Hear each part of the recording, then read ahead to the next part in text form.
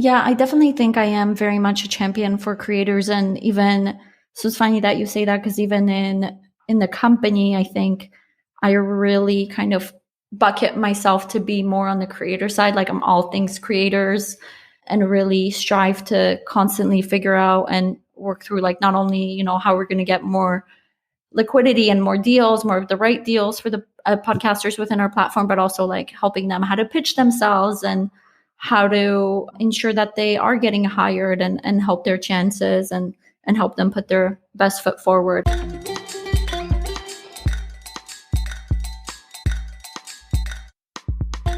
Podcast Junkies, episode 273. Welcome back. I'm your host, Harry Duran. Newcomers to the show, welcome. This is the one where we speak to interesting podcasters. Some of you may not know this, but I was inspired by that TV show called Inside the Actor Studio way back, probably in the 90s or early 2000s. And what I found so fascinating about that show was the ability of James Lipton to get personal with his actor guests and get them to reveal a little bit more about themselves. And that's the goal with this show.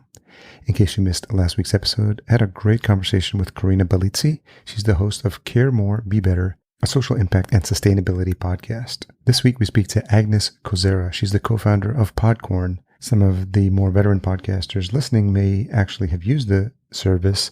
It's a network for connecting podcasters with advertisers for native sponsorships. Agnes is passionate about building tools that empower and support the growth of brands and content creators across different mediums.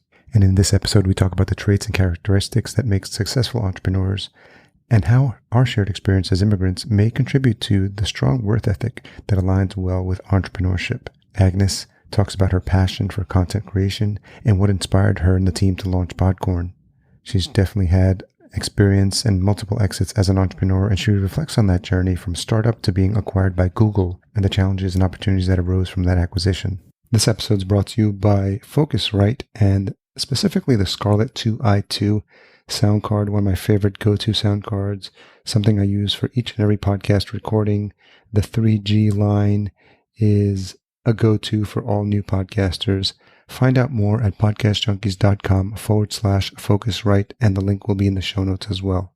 Finally, she shares why she identifies herself as a champion for content creators everywhere. It's definitely an inspiring story for creators and entrepreneurs alike. As always, full show notes available at podcastjunkies.com/273. I realized that there's a review I hadn't read out that had came in several months ago. Looks like the beginning of the year, and it's from Jeremy Enns. Jeremy is a notable voice in the podcasting space, and he was kind enough to send in this review. I've been aware of Harry for a long time, and while I've always admired both the work he does and how he does it, I've only recently started listening to Podcast Junkies. I'm so glad I finally did, as the show is full of gold, even as someone who's been working professionally in the podcast industry for the past 5 years.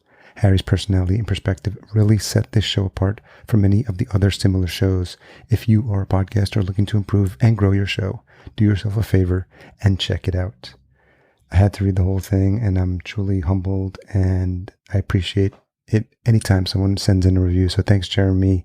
A reminder, if you enjoyed this episode or past episodes, I'd love it if you leave a rating and a review at ratethispodcast.com/podcastjunkies. I'll be sure to read those out on future episodes. If you're feeling adventurous, check out one of the new podcast apps that support direct podcaster support at newpodcastapps.com. I've got a project in the works with Dave Jackson and James Cridland to dive deeper into this world of podcasting and direct compensation via crypto. So stay tuned for that. That's going to be a fun and exciting project, and we'll be using ourselves and our shows as guinea pigs. Make sure you stay to the end of the episode where I reveal this week's retention hashtag. But for now, let's get into this conversation with Agnes and learn more about Podcorn. So Agnes Kozera, SVP and co-head of Podcorn, thank you for joining me on Podcast Junkies. Thank you for having me. It's a pleasure. Do you remember the first podcast you ever listened to? The first podcast I ever listened to, I don't know. I think the first one I ever got hooked on was the one with Jay Shetty. I forget what it's called. Marketing? It's probably a marketing one. No, it's kind of like self-help. Okay. Yeah, self-discovery, like self-betterment. I forget what it's called, but it's definitely his podcast. I'm still a fan of it. I don't remember the name of it, but we'll track it down. Do you remember who recommended it to you?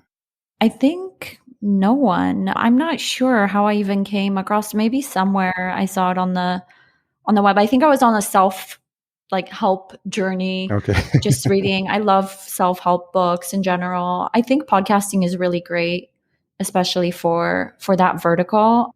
There's a lot of great material there. So yeah, I think I just came across it myself by just doing research on the web of like great motivational podcasts. And that's how I came across it. Really great content. What was going on in your life at the time where you were focused on motivation and self-help? Oh, sorry, On Purpose. It's called On Purpose. I There just it found it. is. Yes. Sorry, I was like on a hunting mission, just went on All good. to search it. I don't think there's anything. I think just in general, I think going through the startup grind and throwing myself into work for so many years and just going at it really hard, I wanted to get grounded and just kind of get more in touch with myself. And yeah, and I find that content just really inspirational, and also hearing other people's stories and their journeys is always really inspiring for me. I noticed we spoke about just before we jumped on that you had an interview with the Squadcast folks, but I think you've been on several podcasts over the past couple of months. So I'm wondering what that experience has been like for you. Yeah, great. I love talking to podcasters. I mean, obviously, Podcorn wouldn't exist without incredible podcasters and the content that they're making. I love personality-driven content. I love interview format content. It's very fun, and I love talking about Podcorn. I love hearing podcasters' perspective. I feel like everyone always brings something new to the conversation, and it's really great to be in the mix and kind of also eat our own dog food and be immersed in the content. I'm curious how far back the entrepreneurial bug goes for you. Yeah, pretty far, pretty unconventional for me. I mean, I was on a journey to law school. I was planning to be a lawyer. I didn't expect to be in entrepreneurship at all. It sort of happened as a side hustle. I had gotten into subscription commerce. I created a side hustle subscription commerce company very early on in the Birchbox days. It was the first subscription commerce company with full-size products for your home, body, and spirit that were eco-friendly. And I wanted to recreate seasons and put them in a box and have people experience seasons, because I really loved seasons living on the East Coast.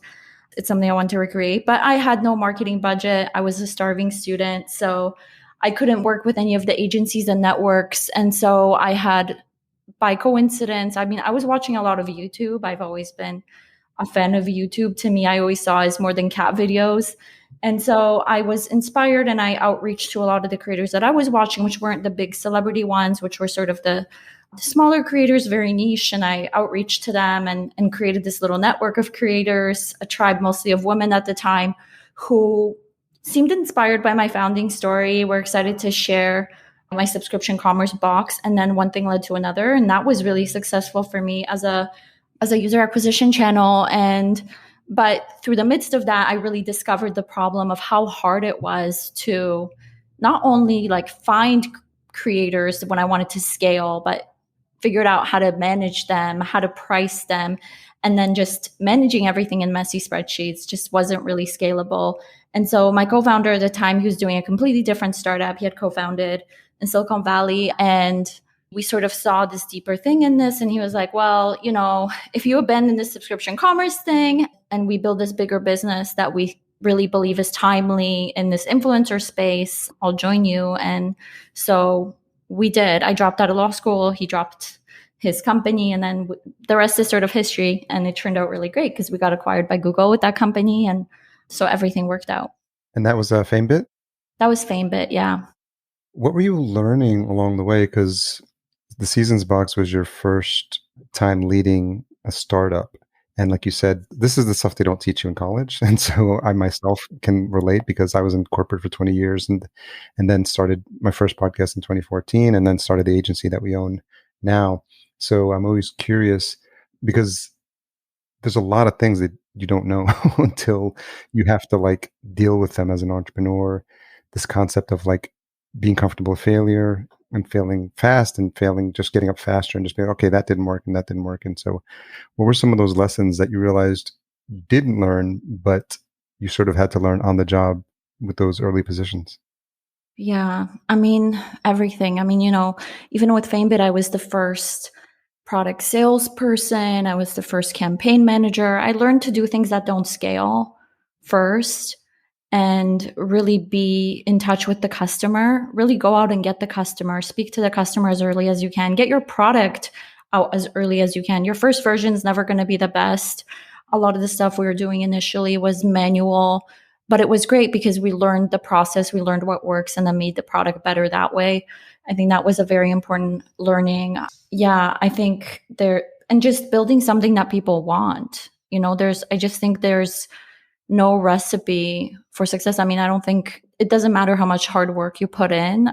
You just have to have that product market fit and not be afraid to pivot when you don't have it, or not be afraid to do something else quickly. So yeah, we've always been very mindful and very tuned in to our customer. And I think that's what led us to success. But I also think just leaning on past experience, I think not taking no for an answer. A lot of the times when we started first with FameBit, a lot of investors didn't see the potential of it. We were starting in the beauty vertical with a lot of beauty creators doing product reviews, and they're like, I don't get it. Isn't YouTube kind of for cat videos? So, but I saw that it moved product for me with my previous startup. So I knew there was potential. So not giving up, not taking no for an answer, which is kind of like counterintuitive to the fact of like fail fast. And you have to be a little nutty. I think you have to have self-belief more so than everyone else and not get discouraged. But you also have to take criticism, and you have to be open to it, and you have to take feedback and know when to stop. Yeah. So you mentioned a couple of things that I thought are interesting. This idea of being able to take criticism, not saying no, and having some self-belief. Where were these traits ingrained in you? When? I'm not sure. I think I've always been very stubborn. I don't Maybe know. maybe I should ask your parents that question. Yeah, no, I think I've just always been very hard-headed and stubborn. And I think I went into the tech space very naive. Like there wasn't people I looked up within the tech space, before I got into it. There weren't like investment firms that I looked up to that I was like petrified of. I just went in there with my idea. And I think that going into it blindly was also a blessing for me, because I wasn't as intimidated by the folks as if you kind of like look up to, I'm going to be an entrepreneur. I'm going to do all these things that, whether it's like Jack Dorsey or whoever else has done, and you're going to pursue it. I didn't go into it that way. I just sort of went into it very blindly with my own mission and vision. And I think it's that experience. And I think there's something to be said about building a startup out of your own need or out of your own problem, because you have a really unique insight. So I think that's the other thing I learned, is that without that, if I didn't have that insight that it does work, it does move product, influencers are very powerful, and you don't need the biggest influencers to move product. It's actually like the niche long and mid-tail ones that worked for me. If I didn't have that insight, I probably would have given up. I probably would have listen to people telling me that it's not going to work. So I think it's building a product out of your own need helps you have that little bit of insight that everyone else doesn't, and it keeps you going. So I think stubbornness comes from experience, so to speak. What's your background? Background as in like where I was born? Yeah. Oh, Polish. I'm Polish. I was born in Poland. No, I was wondering, I'm just curious what your thoughts are, because I'm Latino. I was born in El Salvador, and there's a different work ethic. Not to say that there isn't one here in the States, but I wonder how much sometimes of that is cultural when there's more. It's not called entrepreneurship like in other countries. It's just like this drive to want to do more, to improve, to do better. And sometimes I notice it like in the Latino culture, like what could be perceived as being stubborn is just being persistent and just not taking no for an answer. Yeah, I think there's something about being an immigrant. I mean, I immigrated to Canada when I was like 9, and then obviously brought myself to the US when I was as an adult. And I think there's something about being comfortable with being uncomfortable that you have ingrained in you as an immigrant child is that you learn to live in that discomfort and it doesn't bother you as much, and your sense of home is all messed up, and it's kind of, and I think that kind of helps with the startup grind in a way, because you never are really quite comfortable and you have to learn to live in that really weird spot of not knowing what's going to happen, not knowing if you're going to make payroll next month, or not knowing if you're going to raise funding or get acquired or completely die or pivot. So, yeah, I think there's something there. You're right. It's interesting because I wonder if you have a challenge sometimes explaining entrepreneurship to people who are not, who have like a 9 to 5 job. And you're just like, well, it's like, you never stop thinking about your business. Like there's mornings I wake up and I'm, as much as I don't want to think about my company, there's no other choice, because at the end of the day, like all the decisions and reside with you. And as you start growing, to your point, then you do have people that depend on you. That's another added pressure. And it's just surprising that there's as much responsibility as entrepreneurs have, that we have to figure out all the like how to do it on our own, which is, it's always been surprising for me. Yeah, I think putting that responsibility on you is a lot of times the driver for making it. I mean, for me, quitting law school, like something that I worked for so many years, and I got there and then I dropped everything, having employees, having people that rely on you, then having investors and wanting to do well for them and not disappoint them and not disappoint yourself. I think there's that pressure also is a driver. I mean, I like to think of it as, jumping out of a plane and then building your parachute on the way down. But that's kind of really what entrepreneurship is. You just figure out, you think outside the box, you try things, you try a lot of things and try again. And yeah. Who were some folks as you were having that journey in your early days who were inspiring you?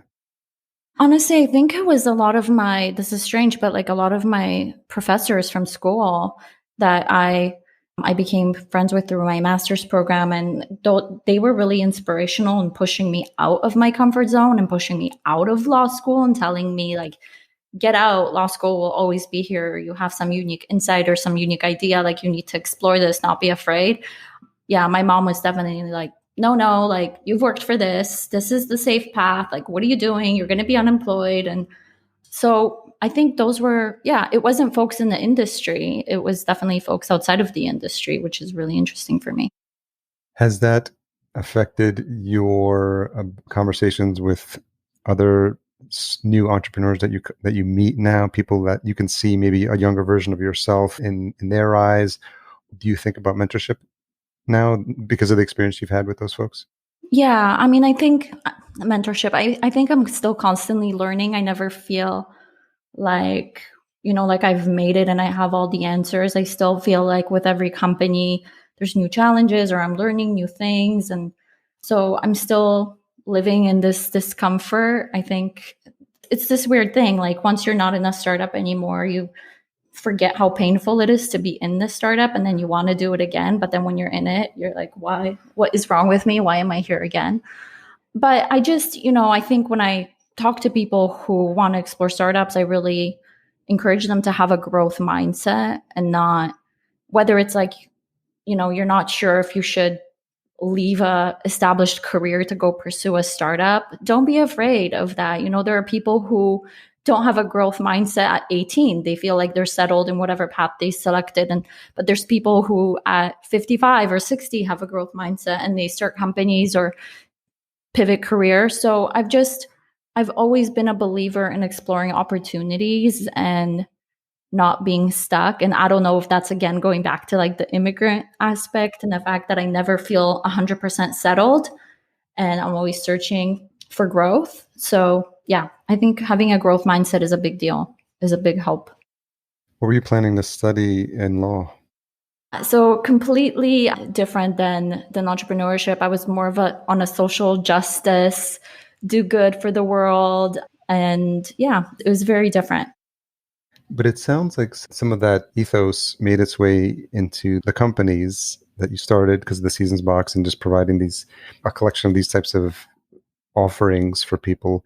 Has some of that like permeated and not necessarily the type of business that you have, but just in terms of like how you think about wanting to be a good leader or a company that's adding value to the world? Yeah, I definitely think thinking from a place of ethics, business ethics it's been very useful, but also just even from like the way I think about like company policies or, you know, I was like the very first person in the company initially thinking through like what our terms would be like for creators and how I wanted to make sure we were both like creator friendly and brand friendly and being able to communicate that to lawyers that we worked with. And that's also made me think about the way we structured the business, right? Like knowing the importance of having the right legal folks on the team really early on to make sure that we are buttoned up from every angle. I think that's like a lot of things startups don't think about, startup founders don't think about. They just think about like, oh, we're going to grow and then we'll clean up later. That's not how you get acquired, right? If there's like a mess under the hood, that will be a problem. So I think having that background has also helped me think about it really structurally. And I've always come at everything from a problem lens, not a solution lens, which is really interesting, but I'm always thinking about what can go wrong. And that's helped me. And I think that's more of the legal background. Yeah, I was going to ask if some of your training as a lawyer has made its way into like how you think through problems and how you tackle some of these. Yeah, I mean, well, I never finished law school, so I can't say, but because I dropped out, but definitely just, yeah, having that problem first mindset, thinking about anything and everything that can fall apart and trying to get in front of it. And also just, yeah, understanding things from a legal perspective, being able to speak the language of the folks on the legal side and has been very helpful. What are some of the mistakes for the people that are listening? There's some folks that are entrepreneurs as well. When you think about cleaning up your business or having your business in a position where it's attractive to investors or that they see that you really got your act together, what are some of the common things that new entrepreneurs can be thinking about as they grow? Yeah, I mean, make sure you have the right terms of service, make sure, that you're properly buttoned up to be doing business in the countries where you're doing business. Make sure you have all your employment contracts and that you keep those. Those are things some, founders don't think about and they get lost and things can get very messy. So or just being, buttoned up from an accounting perspective is very important as well. So yeah, just bringing on the experts early that will help even like get your business set up properly from the get-go. It's really important. I'm not a proponent of like build the company and then figure it out. It's line your ducks up in a row right away and really set yourself up for success. Believe that you're going to be successful from day one. For those that haven't had the experience of being acquired, what was it? And obviously with a name like Google, like, can you talk a little bit about what that experience was like to realize that there was some interest and then those discussions and what eventually led to the acquisition? Yeah, that was an exciting time. Very unexpected. Couldn't have imagined it in a million years. I mean, we didn't really set out to get acquired by Google. We just wanted to create value and hope to keep our lights on, to have a job. But yeah, Google came knocking. And I remember we got an email from someone from M&A at Google saying, you guys are doing a great job. Are you interested in getting acquired and having that conversation? And my co-founder and I were just completely like, what is going on? I remember we went and shared it with our investors and they were like, you need to be careful in these conversations. You never know where they could go or if people are just like fishing for information. But no, the folks at Google were incredible and very transparent really early on about their intentions and the intentions for our company. The due diligence process was very lengthy. That was probably the hardest period of getting acquired. I think it took like 6 to 8 months or something along those lines. And you can't tell everyone on your team. It's, and you also have to keep the company going to the right. But you're also distracted by all this stuff going on with the due diligence. So it was a hard process to manage. I think that was the hardest part for me as a founder to manage that, but it all worked out and it happened and we got acquired and I'm very, very grateful. It was the perfect home for FameBit. We integrated into YouTube, which was perfect. Obviously, we're serving YouTubers with FameBit. So I'm very grateful for those learnings. and that opportunity. So now you're someone with just has a hard time saying no, right? You've got a strong entrepreneurial mindset, but now you go to work at Google and now you're an employee. So I'm wondering how your mindset shifts and what those few years at Google were like. Yeah, I mean, it's definitely different. You go from someone who's making all the decisions about your company, someone who has this small family, to now having a much bigger team. Essentially, you're working with a lot of different departments. You have to figure out your focus, like where you're going to integrate first. There's challenges. And then obviously as a founder, I think letting go is a big challenge of your baby, your company, and trusting other people and their ideas. Letting other people in was definitely a challenge, I think, initially. But yeah, it worked out and it was great. And Famebit saw a lot of growth while we were there, which was a great experience. And you kind of get more of a playbook. It's different. I mean, building a startup and getting a company off the ground, finding product market fit is a little bit different than setting a company up for scale and scaling. And we were able to do that. And I'm happy I acquired that knowledge because I think that's something that I'm able to tap into again now with my second acquisition. There's sort of more of a playbook than the first time. You kind of know what you want in terms of how you want to operate. Sure. Were there some interesting takeaways from that experience in terms of the structure of a company that big and just organization and how efficiently they do or do not run their departments? I'm wondering if there were some learnings there as well. Yeah, I think definitely learnings in terms of figuring out like where to focus to optimize for scale. I think for us, the biggest thing was plugging into Google's massive sales org, which helped us scale very quickly. And those are definitely the learnings that we're taking from here, like, how we were packaged in with the existing services, and those types of learnings has been very helpful. So you're at Google now and you're starting to have conversations about a podcasting company or a service. I'm curious about early days, those conversations, like who were you having them with and what was prompting that? I don't think it was necessarily conversations. I think it was just something within me that I was seeing the space unfolding. I was seeing a lot of creators from YouTube that are big YouTubers transitioning over into podcasting, starting podcasts, creating entirely different content than they were doing on their YouTube channel, kind of going deeper and more behind the scenes and letting themselves be more raw and different than they were being on their YouTube channel, which, vlogs I didn't consider very polished, but they're so much more polished than a podcast. I mean, like, I feel like creators go a lot more deeper. But also with that, at the time, my co-founder and I, because I think we had that insight into what we saw happen with video, we saw a lot of the same problems unfolding that we saw in the early day of the video influencer, and that majority of the podcast creators didn't have a way to monetize.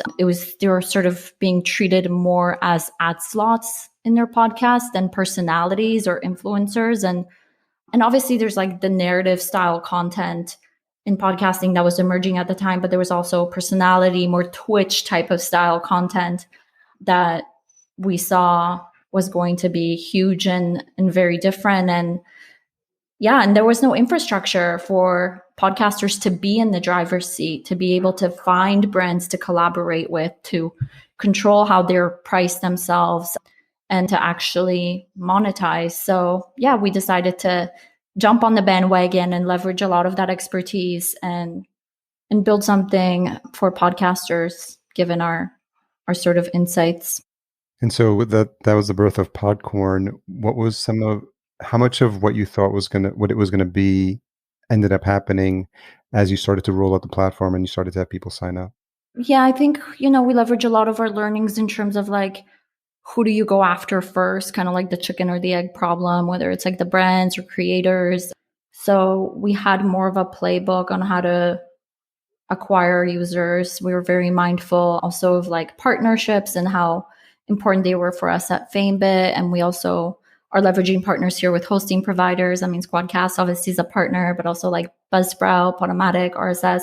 Those partnerships have been very instrumental for us in our growth. So I think leveraging a lot of that expertise about how to grow our user base has been helpful. Yeah, we built a wait list actually before we even launched of podcasters. So we made sure that we had sort of the inventory for brands and ensured that, podcasters wanted to collaborate and work with brands. And what was the initial result from the podcasters that were working with the platform? Did it feel like they were having access to a service or making connections that otherwise there was nothing at the time that was able to make that for them? Yeah, I think we had immediate product market fit, which was just incredible. I think like looking back, I didn't think it would happen that quickly. I thought it would be harder, but I think it goes to show how lacking podcasters were for monetization, even more so than YouTube creators or Instagrammers. Most podcasters that were using traditional advertising were making pennies per listener hour, the ones that we talked to. So yeah, podcasters who have even 1,000 or 5,000 downloads were able to get hired on the platform. And yeah, we opened it up to see how they price themselves, what is worth their time. So that was an incredible learning for us as well. And yeah, very surprised by the collaborations. And also I think, we're in a time where a lot of brands now understand the value of influencer marketing. They understand of the power of creators. And so from even getting brands on board, it was a lot easier this time around because brands already are somewhat educated on the value of influencers. Do you think the problem was that brands weren't seeing podcasters as part of that influencer world? Because naturally, I think with Twitch, maybe it's because of the video component, and with YouTube, like there is a personality that is recording these videos on a regular basis, and people are establishing that connection with them. And I wonder, is it just because it's audio that it's more of a challenge for someone to develop that influencer role? Yeah, I don't think actually it's more of a challenge to develop the influencer role. I think there is incredible personalities and, kind of like going back to the example of On Purpose with Jay Shetty, like he is the personality of the show. He is sort of the influencer or the celebrity behind it. And, I'm subscribing to his message. And I think with podcasting, it really takes authenticity and the relationship with the host and the listener to a deeper level, even than video does, because you are able to go deeper and more raw and behind the scenes, and you have more time with the listener. And I like to say, like, no one listens to a podcast by accident. You kind of seek it out and you seek out the person and the personality. And a lot of people are turning to podcasts for sort of self-help or information and education. I think I was reading during the pandemic, there's some research that came out that people trust hosts of podcasts more for news-related information these days than traditional sources of information, which is really interesting. So I think it goes to speak to the power of the medium. But going back to your question of why I think it was so hard or why the influencer narrative wasn't really explored, I think there was no infrastructure for direct collaborations, first and foremost. I think it was taken from the radio space with a very radio ad slot mentality of content versus being about the exact content that you're being immersed in and being part of the conversation, less so of an ad, but more part of a discussion. And there was no infrastructure for that. If you wanted to, like if I wanted to collaborate with you and I found you, let's say on Spotify or somewhere else, like your contact information isn't even really there. Maybe I can find you on Instagram and maybe you'll have like collaborate with me or something like that. But it was very hard for brands to even discover podcasters. The space is very fragmented. There's no sort of centralized platform where you can find them and collaborate. And so, yeah, there was an opportunity for that. But also the type of content that brands were creating was very different. It was more so ads. It wasn't interview segments, product reviews, how-tos, topical discussions. And coming from the YouTube space and seeing the value of being immersed in creator content and being part of that conversation, I had that insight that it would be powerful if done in podcasting, even to a higher level than video. How successfully has that happened from what you've seen, that podcasters have been able to rethink how they're creating content? Because when you give that example and you describe it that way, I think of like an unboxing video on YouTube, which is a thing, right? And so, what is the equivalent for that experience? Because you don't have the visual component podcasting, but to your point, pushing podcast hosts to really think outside the box of not only how they can add value to their audience, but also because of relationships with sponsors, bring in a sponsor that will also add value to the audience, but it becomes a symbiotic relationship. And I'm just curious about new models or anything that you've seen that's interesting for the podcasting space. Yeah, that's a great question. I mean, for instance, like I think with a topical discussion, you're able to talk in depth about something relating to the brand's industry or the brand's product. Like for instance, Tesla's not a customer of ours, but like if you want to promote Tesla and you talk about the importance of going electric, right? And it's more of an educational episode around that importance, and then weaving in the brand more naturally and part of the conversation, that makes a lot of sense. We have this company that I was talking about, Lumen, which is, I don't know if you're familiar with them, but they help you hack your metabolism. They're a startup. They have a device for that. And it's kind of more of a complicated product. And they were able to partner with podcasters who are experts at fasting or experts that strictly talk about metabolism and making the most out of your metabolism, or health and wellness experts. And they did a lot of topical discussions and interviews where the podcasters were able to get more journalistic and conversational and ask deeper questions. And the co-founder or the founder of the company was able to talk about like the science behind it and how it works. And so I think especially if brands have more expensive products or products that require more education, you can get experts within the field to really talk about it in a way that you can't if you're just a random ad, right? They bring unique insights and industry expertise.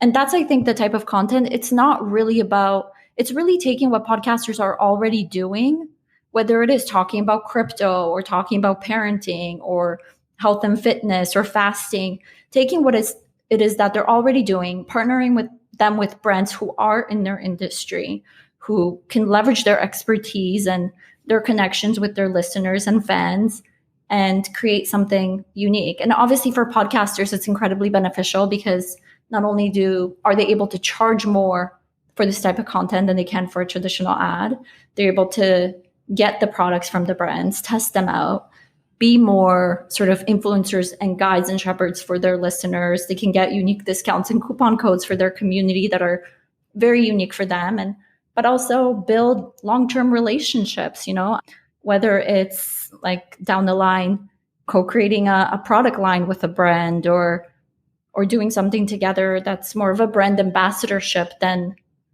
just sort of space for an ad.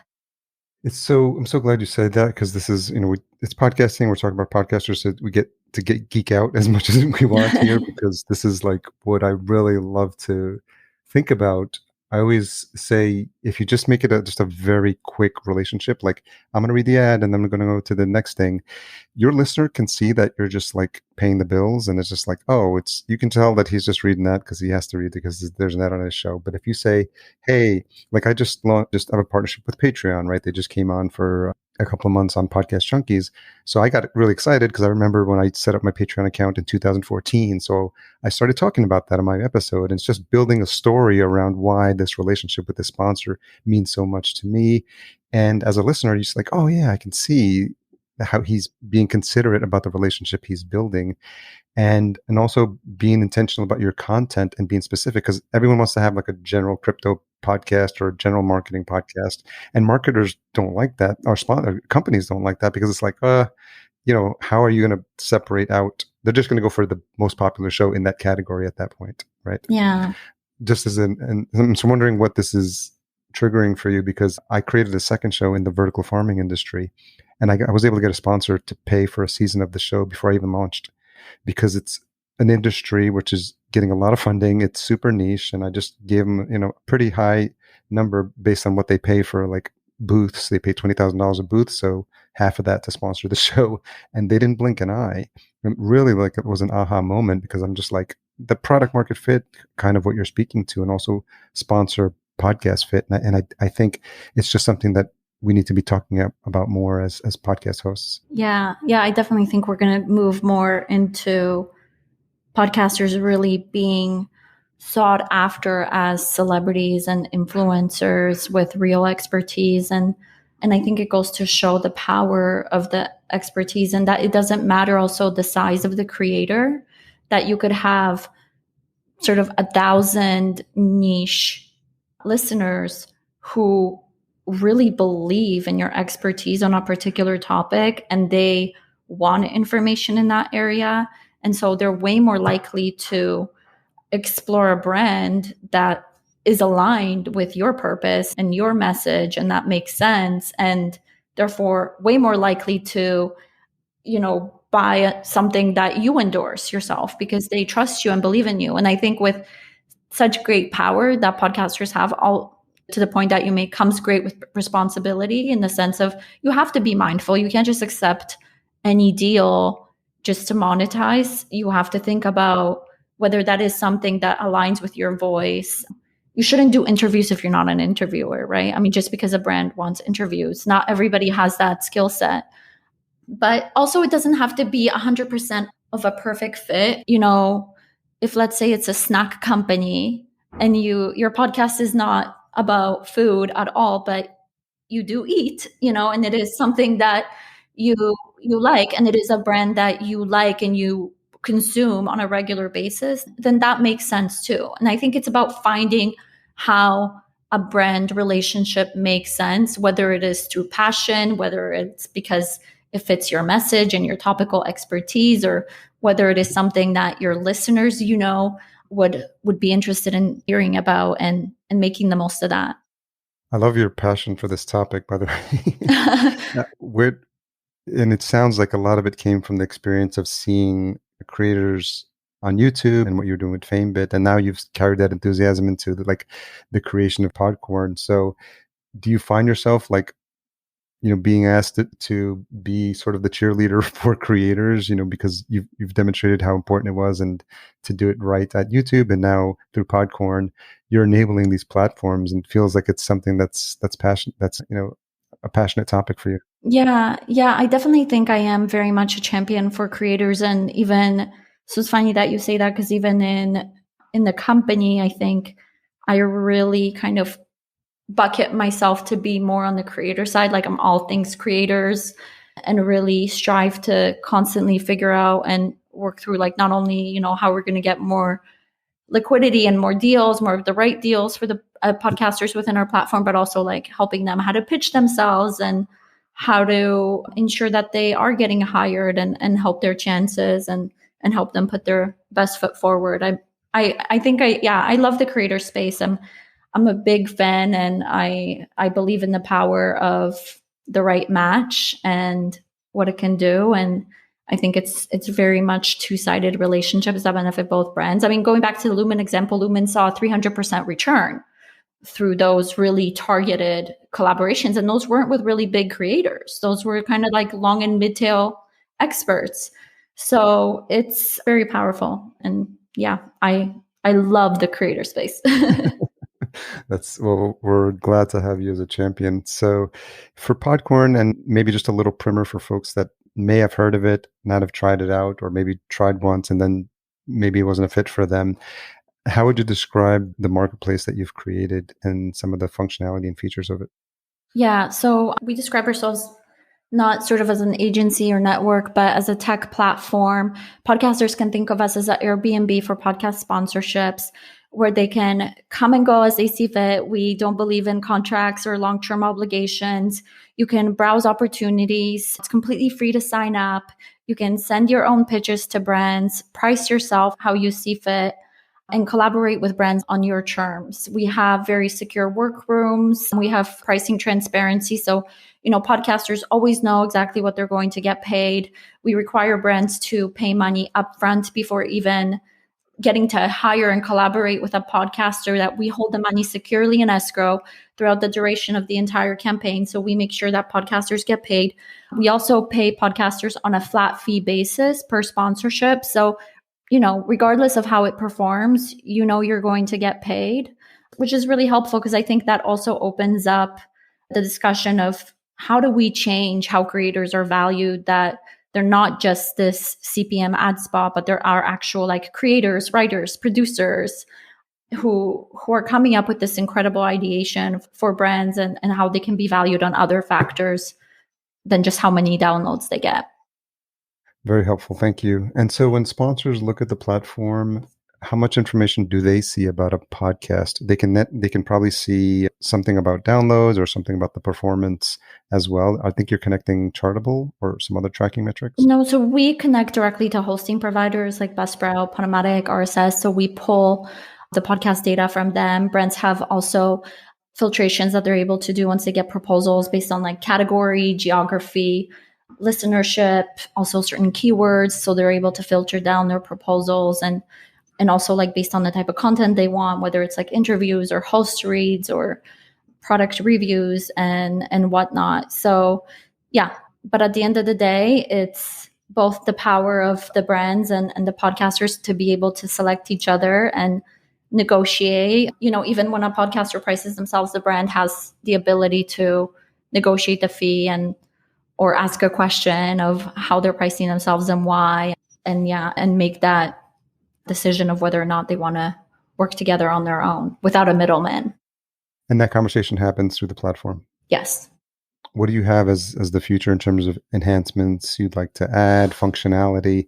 One of the things, obviously, as an entrepreneur, my marketing brain always starts kicking in. So I'm wondering if there's an opportunity to tell more of a story around the creator themselves, not just related to their show, but I think what we try to do at our agency when we start shows for clients, like you show the benefit of your platform, not just your one show and the one downloads. And I'm wondering if you've given thought about how to make that more accessible. Yeah, absolutely. I mean, we encourage even right now, like podcasters to include information about their other social media channels, whether they do podcasts on YouTube and they want to include that in their pricing, or to even like provide a more holistic overview of their listenership or their like whole profile of their audience, even if it is on Instagram or another platform, to be able to pull that in.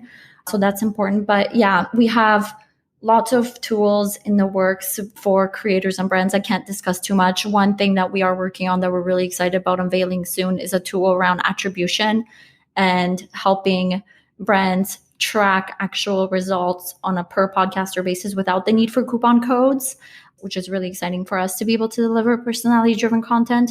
Also, we're bringing also like a performance tool into the product that will allow podcasters also to do more of kind of like affiliate stuff if they want to, and also with brands, because we've gotten a lot of requests about that. But also to your point about creating more of like a holistic view of a podcaster as an influencer, we're also working on podcast profiles, which will enable podcasters to kind of have more of a page about them and their craft and pull in more of a holistic view of them, kind of like a LinkedIn profile. Yeah, and you might be able to leverage what some of the work that Podchaser is doing, because they've got the whole podcaster taxonomy group that met and decided what all these different roles are. So if everyone had their stuff updated on Podchaser, you could quickly do a link to their profile and see these are all the shows they host. These are all the places they've been. And it starts to build up some sort of score, for lack of a better term, of just how visible and how engaged they are in the specific industry. And I think a metric like that strengthens the appearance for a sponsor, because they're like, well, this person may have a new show, but it's clear that they have experience in this industry. It's clear, that they know what they're talking about and they want to be aligned with that person. Interesting. Yeah. So just bringing it full circle, I'm curious, with all these things that you have in motion, like what you do to keep sane and keep your mental health in balance through all these ups and downs. Yeah, clearly listening to self-help podcasts is one. But yeah, I think just what drives me is that I'm really passionate about the space. I think it's really exciting that I get to sort of like help see different brands and all different verticals grow. So it's always exciting. It's always different. I'm always sort of touching different verticals, different advertisers, different creators. And I mean, I think, yeah, it's just become more of a, like my work is more of my lifestyle. And that's really, I guess, maybe that's not the healthiest way to approach it, but it works for me. Is I'm happy as long as I'm really passionate about what it is that I'm doing professionally. And I think that seeps into happiness in other areas of my life. So yeah, I think my part of my balance is ensuring that I'm loving what I'm working on and that I'm constantly being challenged and that I am in a growth mindset. What are some of those self-help podcasts that you like? Self-help. Well, that's definitely Jay Shetty. There's a bunch others. Let me see here what I'm subscribed to. It's like the Happiness Podcast. I'm also into Sword and Scale. I like true crime as well, and a bunch of the true crime podcasts. In the Dark. Definitely the Happiness Podcast. That sounds good. How I built this. I also love founder stories. I love kind of hearing founders go through their journey and how they got there. That's also like very therapeutic and self-helpful to me. So definitely those types of podcasts. A couple of questions as we wrap up. What's something you've changed your mind about recently? That's interesting. I don't know. How about you? I'm curious. Well, diet-wise, my girlfriend and I are going to try keto. So just opening yourself up to changing your mind about what you think your relationship to food is. And I mean, I'm Latino, so like rice and beans and like meat. So like we're pescatarian now. And then keto is even a little more strict. But when you read, we're reading Mark Sisson's book, The 21-Day Keto Reset. And the way your body can change if you take care of it and how it can prepare you for a long life, a healthy long life, is really fascinating. And it's not for everyone because that's why most people don't do it, because it's not easy. So that's something I've been thinking about. That's interesting. Well, I don't know if this should make it to the episode, but I think like one thing I definitely changed my mind about recently is like juicing. I think during COVID, I really wanted to go. I was like really worried about eating poorly once I'm completely cooking for myself. So I got a juicer for the first time in my life, and I was really adamant about juicing, and then ended up getting a terrible chemical burn on my tongue that took me like 5 months to heal. It was very painful. And so There's a price to pay for too much of a good thing. So I've definitely changed my mind on juicing. I wasn't living on just juice, but I was having just like a juice a day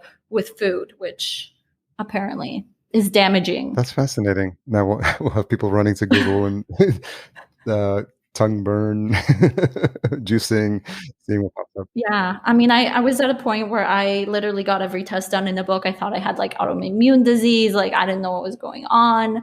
It was very painful. And then after a lot of research and tests, I came to realize that it was that, or my doctor helped me realize. But I've since then been very moderately juicing.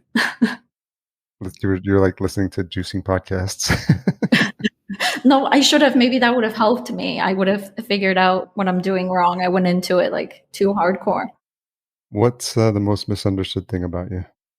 I don't know. I think it's just being a female in tech. I think it's less than it used to be. But, like when I started FameBit with my co-founder, obviously we didn't take these investors on, but there was there was times when we were in meetings where investors would automatically just look at my co-founder, who's a male, not me. And I didn't feel like I had a seat at the table, and I wasn't treated always as a co-founder. Thankfully I got very supportive investors, and obviously these were people that we brought on board, and that's changed. But I think for me, that was the most misunderstood thing about me, is that I was maybe less valuable than my male co-founder to start.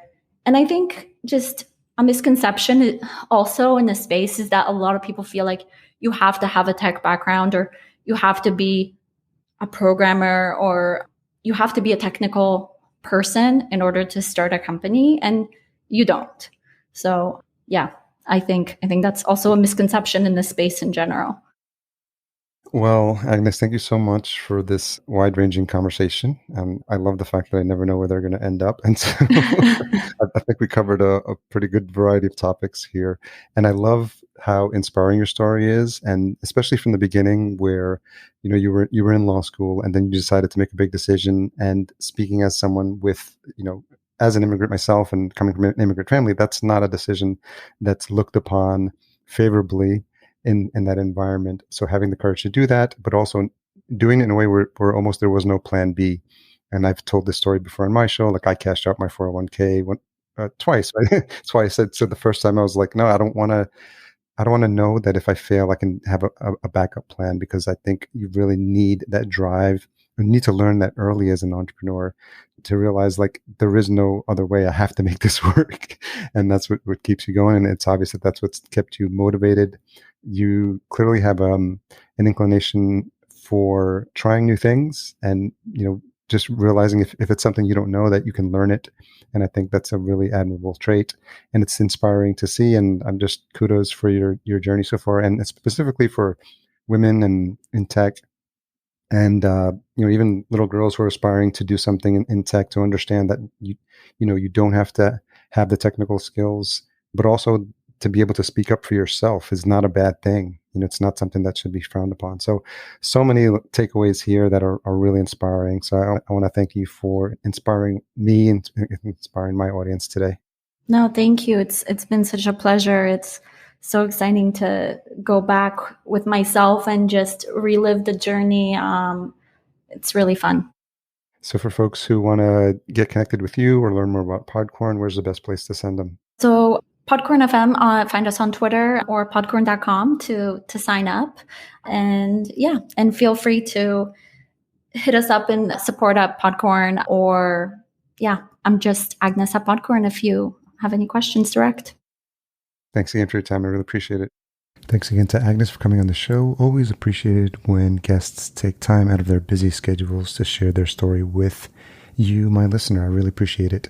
Full show notes available at podcastjunkies.com/273. Intro, outro music composed by Cedar and Soil. cedarsoil.com for his list of music. Don't forget to check out our sponsor, Focusrite, and their awesome line of gear, specifically the Scarlett 2i2 Pro. Visit podcastjunkies.com/Focusrite. Podcast production and marketing provided by Fullcast. Sign up for our free podcast brainstorm at fullcast.co/chat15. Tune in next week for a conversation that I've been looking forward to for probably many years now. Podcast OG Jason DiFilippo, co-host of the Grumpy Old Geeks, and that's just one of his accolades. He's worked on several high-profile shows like the Jordan Harbinger Show and the Tim Ferriss Show, and this is really a great trip down podcasting memory lane and hearing his perspective on how podcasting has grown over the years. If you made it this far, you're no doubt looking for this week's retention hashtag. Let's go with Podcorn Agnes and tag us at podcast_junkies and Agnes at Podcorn FM. Thanks for all you do to support this show. Talk to you next week.